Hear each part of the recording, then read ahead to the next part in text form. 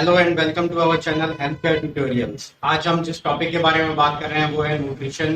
Subject है nutrition, topic है carbohydrates.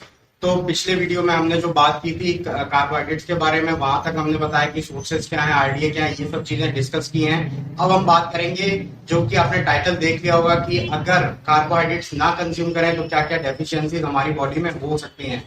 Background में थोड़ा नॉइस आ रहा है, उसको थोड़ा सा आप अवॉइड करिएगा और लेक्चर पर फोकस करिएगा। तो डेफिशिएंसी की अगर बात करते हैं तो सबसे पहले जो डेफिशिएंसी आ जाती है वो आ जाती है एसिडोसिस की। एसिडोसिस की कंडीशन क्या होती है?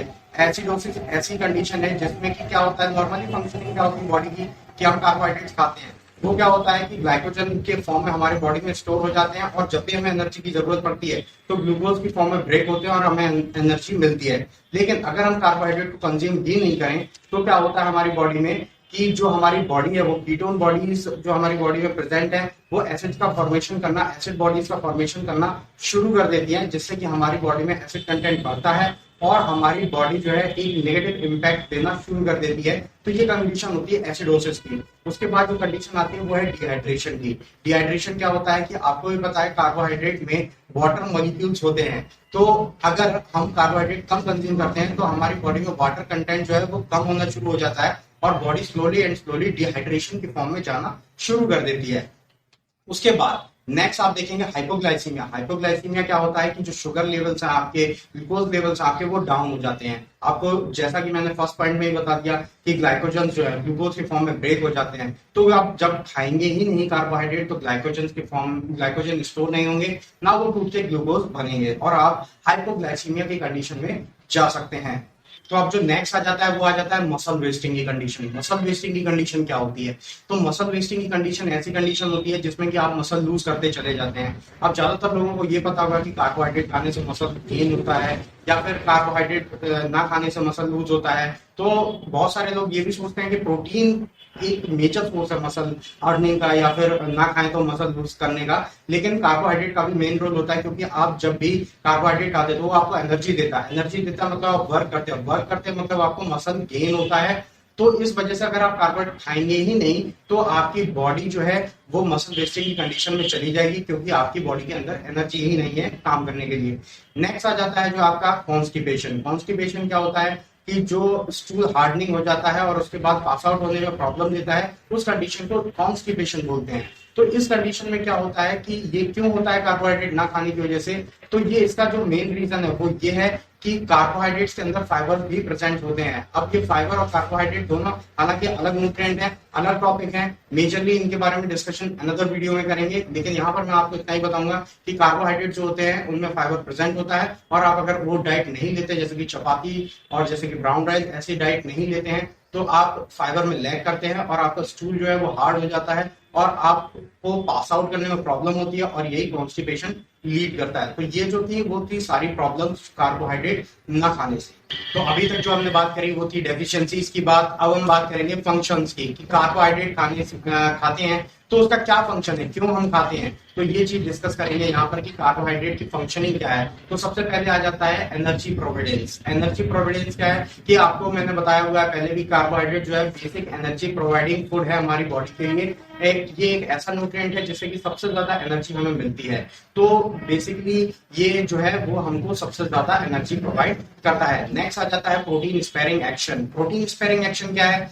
अभी जो मैंने डिस्कस किया कि प्रोटीन जो है वो आपको मसल बिल्डिंग के लिए होता है। तो क्या होता है कि अगर कोई कार्बोहाइड्रेट्स को खाना छोड़ देता है, जैसे कि कभी कभार कोई लोग वेट लॉस करते हैं तो क्या करते हैं गलती कि कार्बोहाइड्रेट को बिल्कुल ही लेना छोड़ देते हैं। तो उस कंडीशन में क्या होता है कि आप जो प्रोटीन ले रहे हैं ज्यादा अपनी डाइट में, वो प्रोटीन जो है वो एनर्जी के फॉर्म में ब्रेक होता है और हमें एनर्जी प्रोवाइड करता है।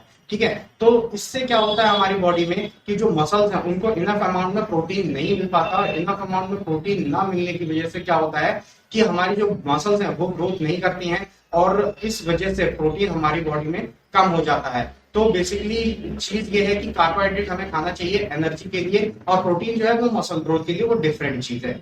तो नेक्स्ट जो फंक्शन आ जाता है हमारा, वो आ जाता है ब्रेन फंक्शनिंग। अब आपको अगर पता हो कि जो ब्रेन फंक्शनिंग है उसके लिए सबसे ज्यादा महत्वपूर्ण होता है कार्बोहाइड्रेट, क्योंकि उसके अंदर होता है ग्लूकोज।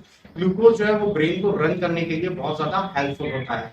तो ये जो एक काम है, फंक्शन है ब्रेन फंक्शनिंग का, कार्बोहाइड्रेट का। अब जो नेक्स्ट फंक्शन आ जाता है वो आ जाता है for gastro intestinal function. Gastro intestinal function क्या होते हैं कार्बोहाइड्रेट के? आपको पता होगा कि लैक्टोज जो हमारा ये कार्बोहाइड्रेट होता है, कार्बोहाइड्रेट की फॉर्म है, तो वो क्या करता है कि गुड बैक्टीरिया जो हमारे इंटेस्टाइन में उनको उनके प्रोडक्शन के लिए बहुत ज्यादा हेल्पफुल होता है। तो ये क्या करता है कि गुड बैक्टीरिया जब होते हैं तो हमारा डाइजेशन अच्छा होता है, गट का जो फॉर्मेशन होता है वो अच्छे तरीके से होता है, तो इन सारी चीजों में हेल्पफुल रहता है। अब जो सबसे मेन और इम्पोर्टेंट फंक्शन आ जाता है कार्बोहाइड्रेट का, वो आ जाता है add flavour to the diet.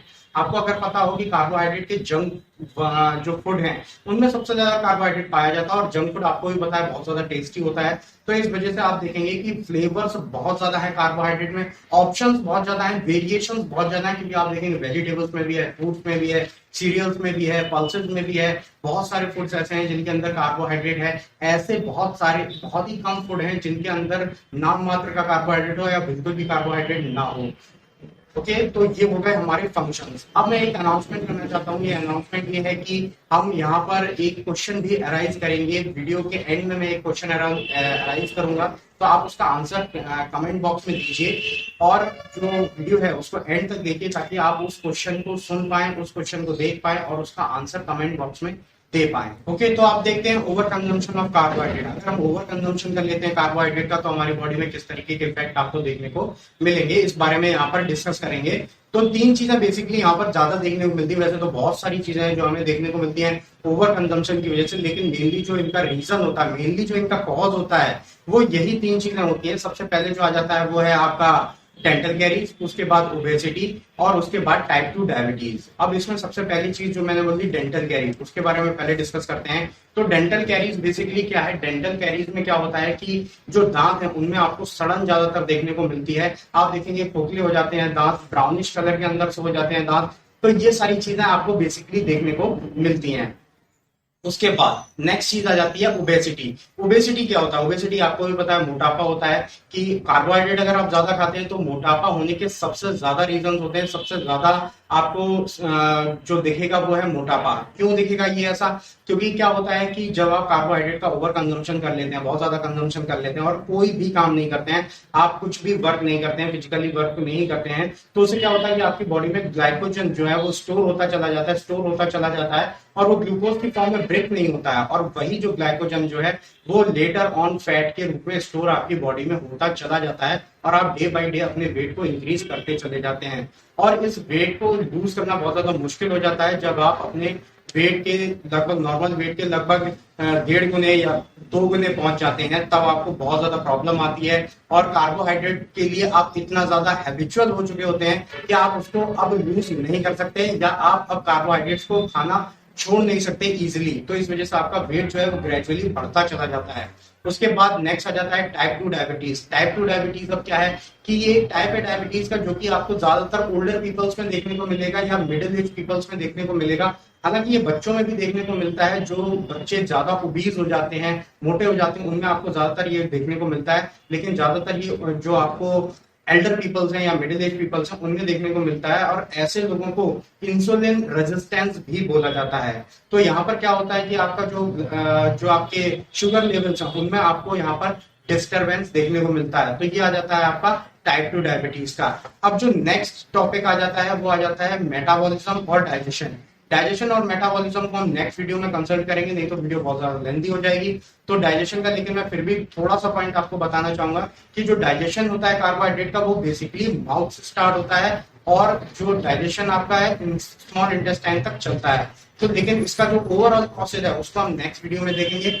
अब जो मेजर बात आती है क्वेश्चन की, जो हमने बात की थी कि क्वेश्चन एक अराइज करेंगे, तो क्वेश्चन क्या आ जाता है? क्वेश्चन ये है कि ऐसा कौन सा न्यूट्रिएंट है जो आपके ब्रेन फंक्शनिंग में हेल्पफुल होता है, या फिर आपके ब्रेन को रन करता है, ऐसा कौन सा न्यूट्रिएंट है? अगर आपने नहीं सुना तो मैं एक बार फिर से रिपीट कर देता हूँ कि which is the nutrient which helps to run out your brain, मतलब आपके ब्रेन को रन करने के लिए हेल्पफुल है, ऐसा कौन सा न्यूट्रिएंट है? तो अगर इसका आंसर आपको पता है तो कमेंट बॉक्स में दीजिए, अगर नहीं पता है तो कमेंट बॉक्स में पूछिए, आपको आंसर का जो इसका आंसर है वो बताया जाएगा। Thanks for watching the video.